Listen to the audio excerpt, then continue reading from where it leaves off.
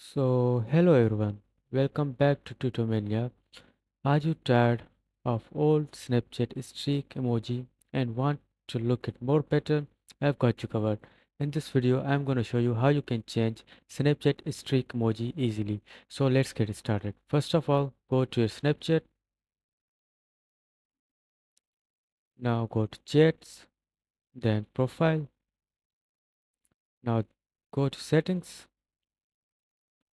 then scroll down until you find an option customize emojis. Then again scroll down, then you will find an option snap streaks. Then here you can select any emoji you want for your Snapchat streak. I'll go for the boom.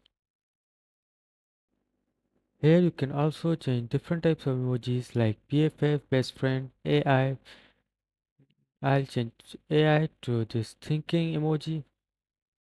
Now go back and you can see the emoji has been changed. And that's it for the today's video. Thanks for watching. See you in the next video.